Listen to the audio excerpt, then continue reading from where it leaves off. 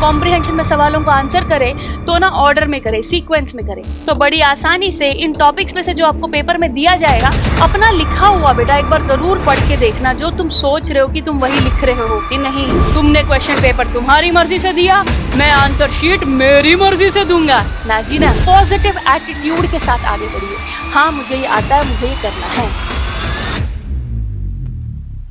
क्या करूं क्या ना करूं ये कैसी मुश्किल है, सर पे मेरा पेपर और मुझे कुछ समझ ना आए, कहाँ से मैं शुरू करूं ये सब कुछ, इतना सारा सिलेबस मैं डरूं अब।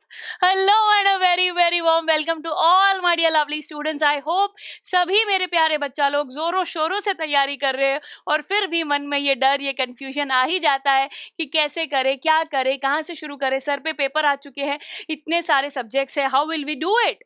ओ माय गॉड मैम, बहुत ज्यादा डर लग रहा है, बोर्ड एग्जाम है, इज्जत का सवाल है, घर वाले पूछेंगे, पड़ोसी पूछेंगे, वी आर वेरी स्कैर्ड, कैसे संभाले हम अपनी चीजों को। तो मेरी आपसे एक रिक्वेस्ट है, आप मेरी हर बात मान लो, आप अच्छे से अच्छा स्कोर कर पाओगे। यस, आज जो ये स्ट्रैटेजी मैं आपको बताने वाली हूँ, इसे आप फॉलो करोगे, अपना बेस्ट दोगे, अपनी पोटेंशियल को फुल ऑन यूज करोगे, तो आई एम एब्सोल्युटली श्योर आप अपने मार्क्स को बढ़ा सकते हैं।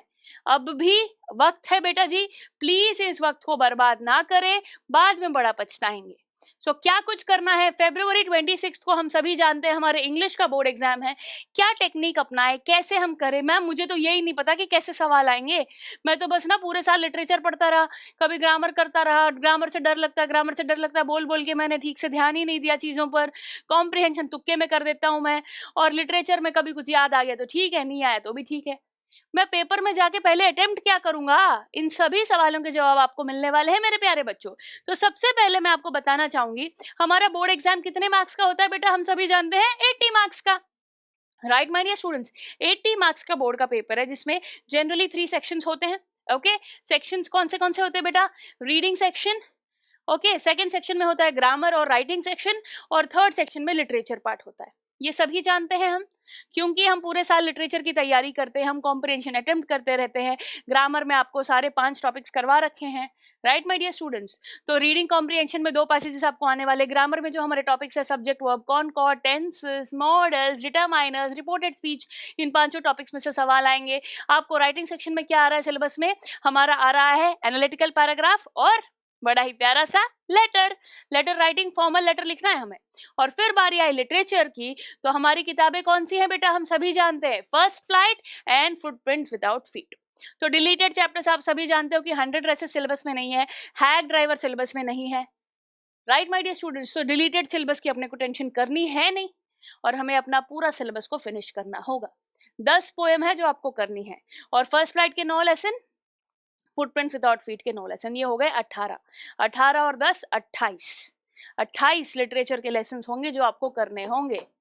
तब जाके आप बोर्ड एग्जाम में जो 13 सवाल आएंगे, रीडिंग सेक्शन के, राइटिंग सेक्शन के, ग्रामर के और लिटरेचर पोर्शन के, आप आंसर कर पाओगे। Clear everybody. तो अब समझ में आ गया है सिलेबस में क्या है, मुझे कितना पढ़ना है, कितने सवाल मुझे अटेम्प्ट करने हैं। तो रीडिंग सेक्शन में 2 सवाल आएंगे, जी हाँ मैम आएंगे, कौन से है वो हम सभी जानते हैं। हमारा जो रीडिंग सेक्शन है उसका पैसेज क्या होगा, कॉम्प्रिहेंशन जिसे कहते हैं हम। Comprehension is nothing but ability to understand, समझने की क्षमता। तो तुम्हें करना क्या है, जो 2 अनसीन पैसेजेस आपको दे दिए जाएंगे, उनको डरे बिना, उनको अच्छे से उनको समझ लेना है पढ़कर। अब ये आप पे डिपेंड करता है कि आपकी स्पीड कैसी है। कुछ बच्चे 5 मिनट में कर लेते हैं, कुछ 7 मिनट में, कुछ 10 मिनट में पैसेज को पढ़ के समझ जाते हैं। So it depends completely on your speed. इतना मैं बताना चाहूंगी, डिस्कसिव बेस्ड पैसेज और केस बेस्ड पैसेज में फर्क ये है कि ये ना केस बेस्ड पैसेज काफी ईजी होता है, क्योंकि इसमें सारी डिटेल्स प्रेजेंट है। ये फैक्चुअल पैसेज होता है, फैक्ट्स यहाँ पर सारे मौजूद होते हैं, आपको बस ढूंढ के देख के सवाल का जवाब देना है। वेराज डिस्कसिव पैसेज की हम बात करें तो ये ओपन एंडेड होते हैं बेटा, इसमें आपका दिमाग लगेगा, कुछ चीजें पैसेज में लिखी हुई नहीं होगी, रीडर से पूछी जाएगी कि आप बताइए कैसे करना चाहिए। तो इसीलिए डिस्कसिव पैसेज को डिफिकल्ट कहा जाता है। तो आपको दोनों पैसेज को, इसको बहुत बढ़िया तरीके से पढ़ना है, समझना है। जो भी वर्ड मुश्किल लगे उसको देखकर घबराना नहीं है, बल्कि उसे नोट करना है, और फिर वो वोकैबुलरी बेस्ड क्वेश्चन में वो वर्ड आपके काम आएगा। राइट माय डियर स्टूडेंट्स, और ये बात जरूर याद रखिएगा, जब कॉम्प्रिहेंशन में सवालों को आंसर करे तो ना ऑर्डर में करे, सीक्वेंस में करे। 7th 5th 4th 3rd 2nd, नहीं 1 2 3 4 5 6 7 8 9 इसी ऑर्डर में आपको चलना है। ये बात याद रखिएगा बेटा, ज़्यादा इजी रहता है टीचर के लिए भी, करेक्शन के लिए उसको ढूंढना नहीं पड़ता, माथा पच्ची भी नहीं रहती है, और आप आराम से सारे आंसर्स ढूंढ के फिर उन्हें लिखिएगा। जल्दबाजी कर कर खराब मत कीजिएगा। It is the most scoring my dear students. 10 marks पहले पैसेज के, 10 मार्क्स दूसरे पैसेज के।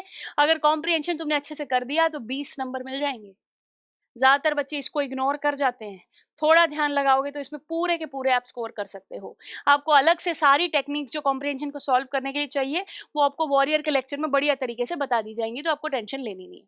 राइट माय डियर स्टूडेंट्स, तो कॉम्प्रिहेंशन में अपने को ये दोनों तरह के पैसेजेस हैं। सेक्शन ए में आपको ये नजर आएंगे, सबसे पहले कॉम्प्रिहेंशन, राइट। सेक्शन ए में आपको कॉम्प्रिहेंशन के 2 पैसेजेस यहाँ पर नजर आएंगे। फिर बारी आएगी सेक्शन बी की। सेक्शन बी में जो आपको नजर आएगा वो होगा एक लेटर और एक एनालिटिकल पैराग्राफ। एक लेटर और एक एनालिटिकल पैराग्राफ, ये 2 चीजें आपको नजर आएंगी। तो each will be 5 marks each will be 5 marks each.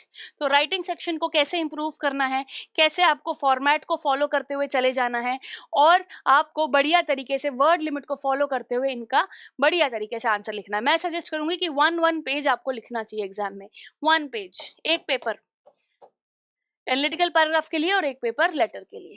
तो बात बन जाएगी, आपका अच्छा खासा सुंदर दिखने में प्रेजेंटेबल रहेगा ये चीज। पूरा एक साइड लीजिए और उसमें इसको लिखिएगा, ठीक है। तो सेक्शन बी में आपको लेटर और एनालिटिकल पैराग्राफ तो मिलेंगे ही, साथ में ही आपको और क्या मिलेगा सेक्शन बी में मेरे प्यारे बच्चों? सेक्शन बी में आपको मिलने वाला है बहुत ही इंपॉर्टेंट, जो कि है ग्रामर। ग्रामर के 5 topics my dear students. Grammar के 5 टॉपिक्स जैसे कि मैंने आपको बताया है, models, tenses, determiners, subject verb concord, हर टॉपिक को आपको हमने करा रखा है बेटा। आपको अच्छे से थियरी को पढ़ना है, प्रैक्टिस करनी है, ज्यादा से ज्यादा सवाल करने हैं, पीवाईक्यूज को आप सॉल्व करोगे तो बड़ी आसानी से इन टॉपिक्स में से जो आपको पेपर में दिया जाएगा वो आप कर पाओगे। क्या देंगे मैम? एरर करेक्शन आएगा बेटा। क्या आएगा? Error correction. और बेटा आपके आएगा फिल इन द ब्लैंक्स। क्या आएगा?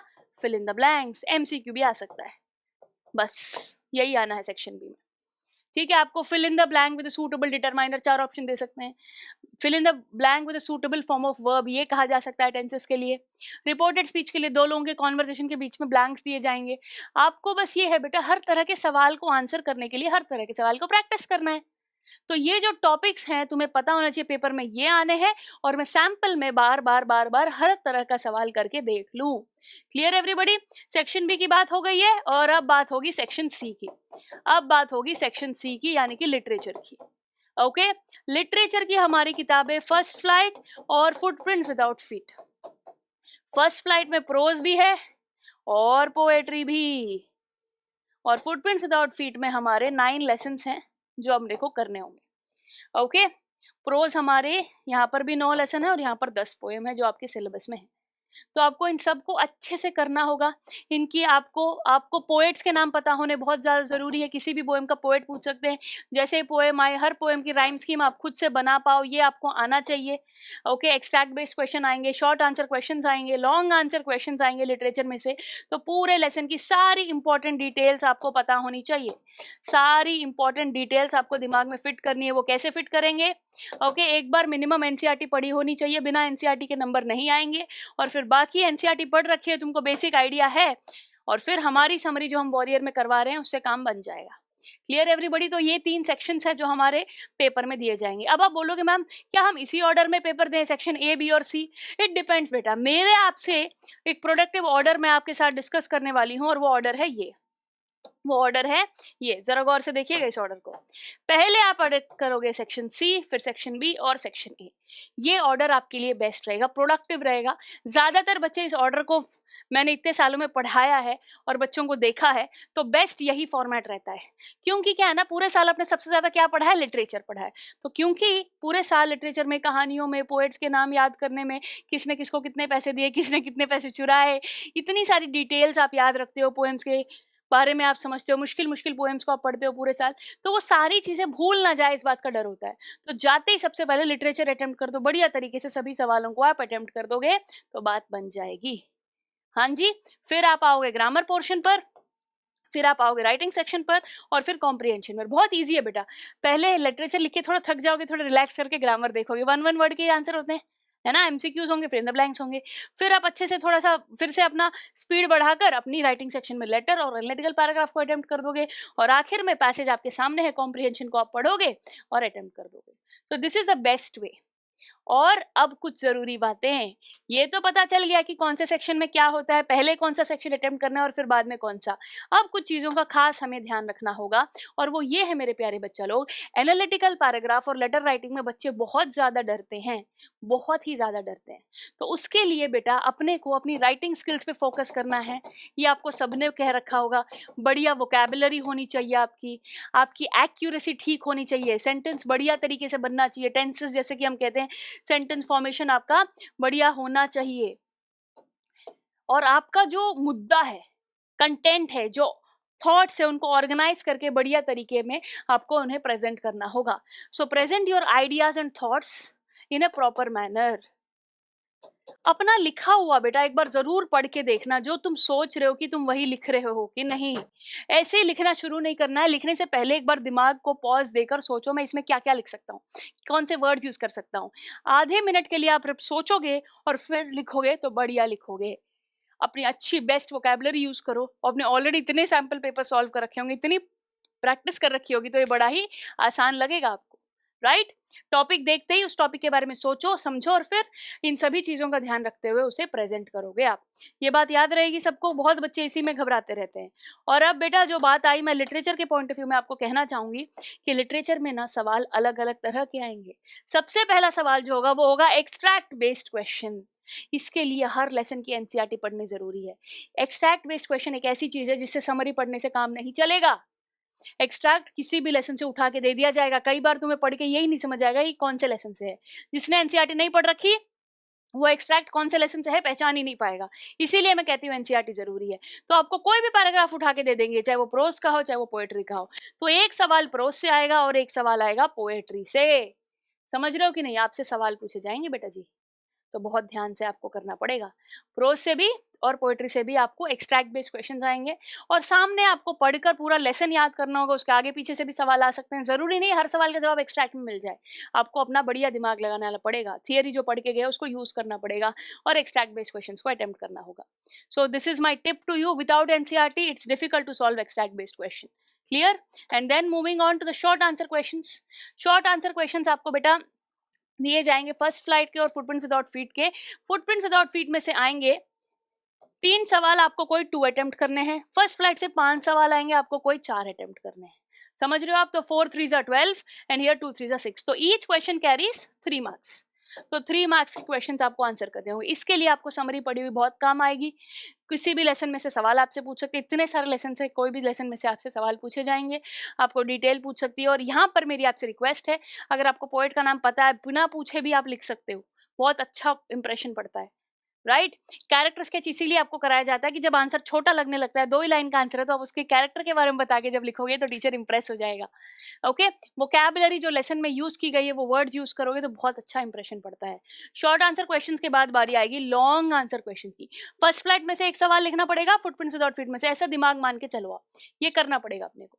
तो किसी भी लेसन में से आपको एक लॉन्ग आंसर क्वेश्चन दिया जा सकता है, और यहीं पे बच्चे डरते हैं, मैम लॉन्ग आंसर क्वेश्चन में हमें डर लगता है। क्योंकि लॉन्ग आंसर क्वेश्चन में हमें डर लगता है क्योंकि analogy based questions, competency based question, value based question, comparison based question, MCQ, one word answer, इतने तरह के सवाल सुन के मैम मन में घबराहट होने लगती है कि भाई कैसे सवाल आ जाए, किसी भी लेसन में से सवाल आ जाए, किसी भी तरह का सवाल क्यों ना आ जाए। बेटा हमें डरना नहीं है, हमें क्या करना है, हमें सिर्फ इतना करना है कि लेसन को याद करते हुए बेसिक कैरेक्टर्स को उठाओ, उसके इमोशन को समझो, भाव को समझो और लिखो, अपने ओन वर्ड्स में प्रेजेंट करो।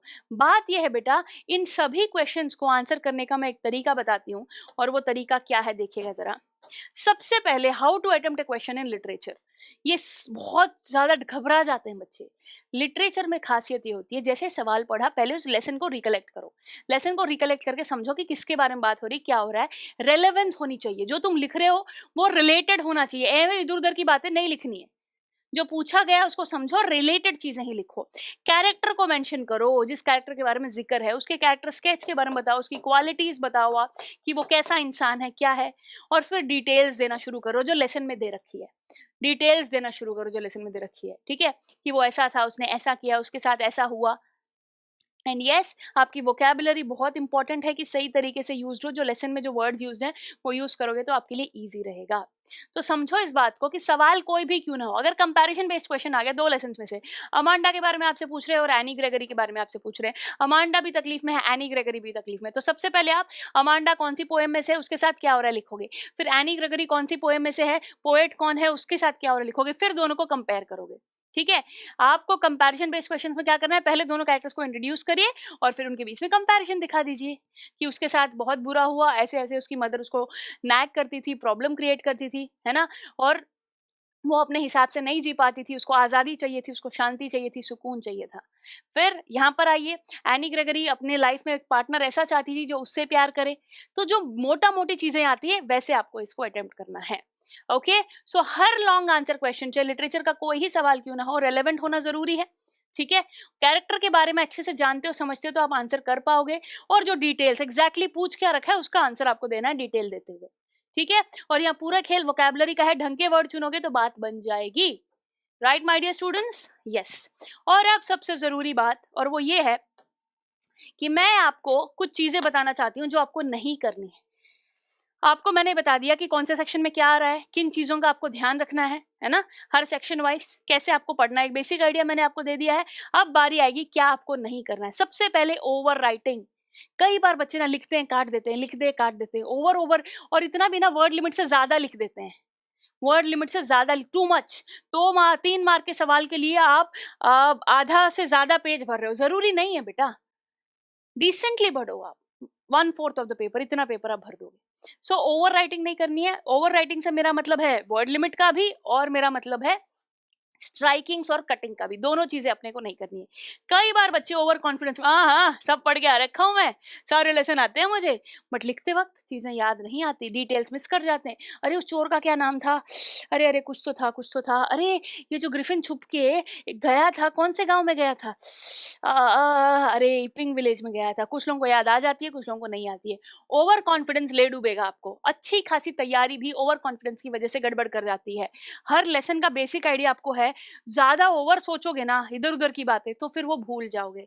ओवर कॉन्फिडेंस में चीजें याद नहीं आती। तुम्हारे साथ ऐसा जरूर होगा, अगर आप ओवर कॉन्फिडेंट हो तो पेपर में तो याद नहीं आई, और जैसे पेपर से बाहर निकले आपको याद आ जाएगा। ऐसा बहुत बच्चों के साथ होता है, मैं नहीं चाहती कि आपके साथ ऐसा हो, तो please don't get over confident once your तैयारी is good. And yes my dear students, never ever write in points, don't write in points. कैसे लिखना है, डोंट है ये, don't write in points, always always choose paragraphs. Okay, literature का हर answer ऐसे paragraph में सुंदर नजर आना चाहिए। राइटिंग सेक्शन में भी आपके ऐसे अलग अलग पैराग्राफ्स नजर आने चाहिए। समझ रहे हो, आप कभी भी पॉइंट्स में नहीं लिखोगे आप। तो ये डोंट्स का सबसे इंपॉर्टेंट है, that don't write in points.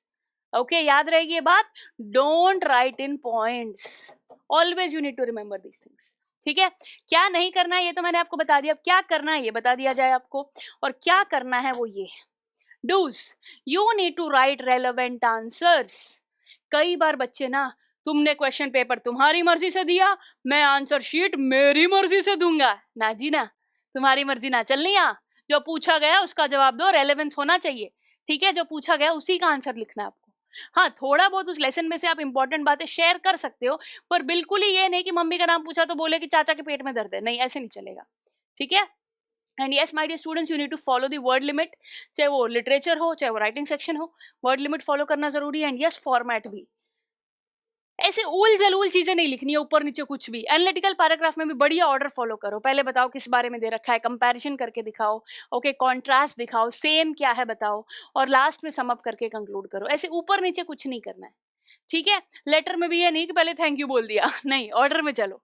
Right my dear students, और लिटरेचर में भी एक ही लाइन में आंसर मत लिखो, बढ़िया तरीके से उसको बढ़ाओ, उसका एक फॉर्मेट बनाओ, क्रिएट करो उसको, ऐसे ऐसा ही बंदा था उसके साथ ऐसा ऐसा हुआ और देखो ये हो गया।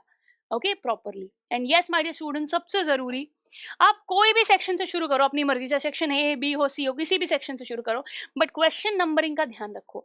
हमेशा follow sequence in each section. Comprehension के सारे सवाल ऑर्डर में होने चाहिए, ग्रामर के सारे सवाल ऑर्डर में होने चाहिए। तुम सेक्शन ऊपर नीचे कर लो चलेगा, पर क्वेश्चंस को सीक्वेंस में रखो। इस टिप से भी बहुत फर्क पड़ता है, आप इंप्रेस कर सकते हो टीचर को। ऐसा कोई रूल नहीं है कि हमेशा को पेपर में पहला सवाल कॉम्प्रिहेंशन है तो कॉम्प्रिहेंशन ही देना है, नहीं। अपने पसंद से तुम चुन सकते हो, बट एक बार कॉम्प्रिहेंशन शुरू कर दिया, जो पहला सवाल है उसको अटेम्प्ट करो, दूसरा सवाल है उसको अटेम्प्ट करो। क्वेश्चन नंबर ढंग से लिखना बहुत जरूरी है। बहुत सारे बच्चे उसमें गलती कर देते हैं, फोर्थ का फिफ्थ लिखे, फोर्थ का आंसर लिखा है, ऐसा नहीं करना है। एंड सबसे जरूरी, पूरा खेल बच्चों को यही नहीं कर पाते हैं बच्चे। स्ट्रैटेजी वीडियो बनाने की जरूरत सबसे ज्यादा इसीलिए, बच्चों को पता है सिलेबस में क्या है, बच्चों को पता है पेपर में क्या आने वाला है, बट फिर भी दिक्कत है, I am unable to manage my time. Ma'am, time manage नहीं होता है। एक बात बताओ, कोई नया काम करते तो मुश्किल लगता है ना, लगता है भाई मुश्किल, तो उस मुश्किल को आसान कैसे करें? उस काम को बार बार करके। तुम्हें पेपर में कुछ मुश्किल लग रहा है, उस पेपर में जो टॉपिक जो मुश्किल लग रहा है उसको 5 बार कर ले, छठी बार आराम से हो जाएगा। तो आप क्या करोगे मेरे प्यारे बच्चों, बोर्ड एग्जाम से पहले सैंपल पेपर 3 घंटे बैठ के लिख के देखोगे, 3 बार 4 बार, सेक्शन सी में कितना टाइम लग रहा है, सेक्शन बी में कितना टाइम लग रहा है, सेक्शन ए में कितना टाइम लग रहा है, लास्ट में 15 मिनट बच रहे हैं कि नहीं। उन 15 मिनटों में मैं सारी चीजें देखूंगा, नंबर ठीक है क्या, ठीक डेकोरेशन कर देता हूं मैं, ऑर्डर में सारी चीजें हैं कि नहीं, कोई वर्ड मिस तो नहीं कर दिया, चेकिंग करूंगा मैं। क्रॉस चेक करना बहुत जरूरी है। बहुत सारे बच्चे बेवकूफी कर देते हैं, पढ़ते तो हैं, बहुत बढ़िया पढ़ देते हैं, पेपर में लिखने जाते हैं, अरे जो सोचा था वही नहीं लिखा, रे ये तो लिख सकता था। अगर तू पढ़ ले उस आंसर को तो तुझे नहीं लगता तू उसे ठीक कर सकता है? अब आप बोलोगे मैम मेरे पास टाइम नहीं है, इतनी चीजें मैं कैसे करूंगा? पूरा पेपर लिखने के बाद मैंने अगर आंसर पढ़ लिया, मुझे कुछ गलती दिखी तो मैं काट के थोड़ी उसको दोबारा लिखूंगा, नहीं लिख सकते ना। तो क्या करेंगे, जैसे ही आंसर फिनिश हुआ, आधा सेकंड लगता है, एक बार ऊपर ऊपर पढ़ ले, कुछ मिस तो नहीं कर दिया। बहुत देर का टाइम नहीं है, अभी तो तूने लिखा है तो तब की तब पढ़ ले उसको, तो गलती अवॉइड हो सकती है और उसमें वक्त भी नहीं लगेगा और आपको काटना भी ज्यादा नहीं पड़ेगा, तब की तब आप उसे ठीक कर सकते हो, right? So I hope you get this point. So my dear lovely lovely students, मैंने आज आपको ये बताया है कि पेपर में क्या आने वाला है, किस तरह के सवाल आने वाले हैं और आपको क्या कुछ है करना, राइट? और आखिरी बात मैं आप सभी को जाने से पहले ये कहना चाहूंगी, वट एवर यू डू, चाहे वो लिटरेचर हो, चाहे वो कॉम्प्रिहेंशन हो, चाहे वो ग्रामर हो, कुछ भी क्यों ना हो, what ever which ever topic it may be, ठीक है, चाहे वो राइटिंग सेक्शन ही क्यों ना हो, कोई भी चीज क्यों ना हो, एनालिटिकल पैराग्राफ हो, लेटर हो, किसी में भी जरूरी नहीं कि आप 100% कॉन्फिडेंट फील करें। तो कॉन्फिडेंट तभी फील करोगे जब ये सब की आप करोगे क्वेश्चन प्रैक्टिस। पहले करोगे सिलेबस को फिनिश, अच्छे से रिवाइज करोगे, जैसे ही लगेगा कि हाँ मुझे समझ आ गया, क्वेश्चन प्रैक्टिस, इतने सवाल लगा डालो, इतने सवाल लगा डालो, इतने सवाल लगा डालो कि जब पेपर में वो सवाल आएगा तो इन्हीं में से कोई आएगा, जाना पहचाना आएगा। सो मेन है क्वेश्चन प्रैक्टिस। जब तुम क्वेश्चन का आंसर लिखोगे तो समझोगे अरे इस लेसन का क्वेश्चन याद नहीं आ रहा, आंसर मैं नहीं लिख पा रहा हूँ, इसमें मुझे चीजें याद नहीं आ रही, इसमें मुझे दिक्कत हो रही है। सो सिलेबस फिनिश करना is not a big thing. पूरे साल से पढ़ते आ रहे हो, हमारे लेक्चर्स देखते जा रहे हो, बढ़िया आप सुनते हो देखते हो, बट लिख कर देखना सवाल बन रहे कि नहीं। तुम बोलोगे मुझे अमांडा पोएम बहुत अच्छे से समझ आ गई पर उसमें सवाल ही नहीं होता, क्या फायदा? चीजें याद नहीं आई तो क्या फायदा? वो इमेजिनरी वर्ल्ड में कहाँ जाती है ये बात याद नहीं आई तो क्या फायदा? तो क्वेश्चन प्रैक्टिस से यही होगा कि आपको आपकी मेमोरी पता चलेगी, कितनी चीजें जल्दी याद आ रही हैं, कैसे आप कर पा रहे हो, राइट माय डियर स्टूडेंट्स। इसी ट्रिप और ट्रिक के साथ मैं आप सभी से विदा लेना चाहूंगी और आपको मैं ये कहना चाहूंगी कि ऑलवेज कीप स्माइलिंग, एक पॉजिटिव एटीट्यूड के साथ आगे बढ़िए। हाँ मुझे ये आता है, मुझे ये करना है, मैंने पूरे साल मेहनत की है, अब मुझे अपना बेस्ट देना है। नर्वसनेस, डर लगना सब कॉमन है, डर सबको लगता है, पहली बार बोर्ड एग्जाम देने जा रहे हो ना, अब वो आपके हाथ में है कि उस नर्वसनेस को आप पॉजिटिवली लोगे या नेगेटिवली लोगे, उसका फायदा उठाओ, पूरी हिम्मत जुटाओ, मस्टर ऑल योर करेज, इकट्ठा करो अपनी हिम्मत को और आपको उसको दिखाना है उस दिन। और बोर्ड एग्जाम के दिन पेपर अच्छा तभी होगा जब अब जो वक्त है उसको बढ़िया यूटिलाइज करोगे। पूरे सिलेबस में जो जो आ रहा है देखो, मुझे ये आता है या मुझे नहीं आता है, डू आई नो दिस और do I don't know this. जो आता है उसके सवाल करके देखो, हाँ भाई कंफर्म हो गया मुझे आता है। जो नहीं आता है उसकी थियोरी पढ़ो, उसको बार बार पढ़ो, एक बार में नहीं आएगा, 2 बार में नहीं आएगा, 3 बार में नहीं आएगा, फिर उसके सवाल करो और धीरे धीरे आप पूरा सिलेबस फिनिश कर जाओगे। अपने टाइम को बेस्ट यूटिलाइज करो, पूरे सिलेबस को बढ़िया तरीके से पढ़ना नहीं है, बढ़िया तरीके से पढ़ने के बाद आपसे बन पा रहा है कि नहीं आपको चेक करना है। कहानी की समरी खुद से लिख के देखो, फिर आप समझ जाओगे कि आप क्या क्या भूल रहे हो और क्या क्या याद रहेगा। मेरी आपसे ट्रिक यही है, खुद से लेटर लिख के देखो, खुद से एनालिटिकल पैराग्राफ लिखो, खुद से समरी लिख के देखो और देखना आप अपनी कौन कितने पानी में है पता चल जाता है। राइट माय डियर स्टूडेंट्स, तो I hope all this tips and tricks help you a lot. मेरी इन टेक्निक से आपको बहुत मदद मिलेगी, I hope so. I wish you all the very very very very best for your preparation and most importantly time is less, work is more. So क्योंकि आपका दिल मांगे more, just do it more. पूरा time लगा डालो, मेहनत कर डालो अपनी आखिरी दम तक, जितना दम है ना। आज तक की सारी पढ़ाई एक तरफ और अब वाली पढ़ाई एक तरफ। सब याद रखेंगे 10वीं में नंबर कितने आए थे, कोई नहीं पूछता कि 8th में हाफ ईयरली में कितने आए थे। जिंदगी में लॉन्ग रन में ब्रॉडर पर्सपेक्टिव से देखोगे तो आपको जब पढ़ाई बचपन की याद आएगी तो 10th के नंबर्स सबसे पहले याद आएंगे, 10th के मार्क्स याद आएंगे, उसी से आपका चाइल्डहुड डिपेंड होता है। अच्छा 10th में 45%, एवं ही था ये तो। 98% बड़ा इंटेलिजेंट बच्चा, ये तो 80%, अरे अबव एवरेज था, बच्चे ने अच्छा परफॉर्म किया। तो हमेशा ये आपको सुनने को मिलेगा। तो जब सुनना हमेशा है तो क्यों ना जोर पूरा लगा दिया जाए। इज्जत का सवाल है, आपका भी और हमारा भी, पीडब्ल्यू का है, तो इसीलिए हम अपनी पूरी जी जान लगा देंगे, अपना बेस्ट देंगे। हमारे सारे लेक्चर्स को बढ़िया तरीके से देखिए, डाउट्स को क्लियर करते चले जाइए, जो बोला गया है उसको फॉलो कीजिए, फिर कोई तूफान कोई भूकंप आपको अच्छे मार्क्स लाने से नहीं रोक सकता। तो मिलते रहेंगे, दुआओं में याद रखते रहिए, मेहनत करते रहिए और हमें हमेशा प्यार करते रहिए। Take care, see you soon, all the very best, bye bye.